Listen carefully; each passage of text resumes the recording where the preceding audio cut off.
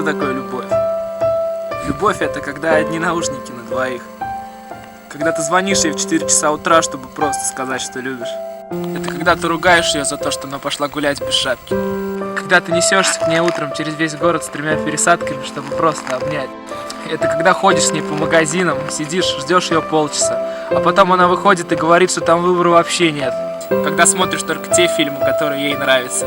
Это когда стремаешься, что не понравишься ее маме, а потом при встрече сидишь и улыбаешься, как придурок. Любовь — это когда она поправилась, а ты не говоришь ей об этом.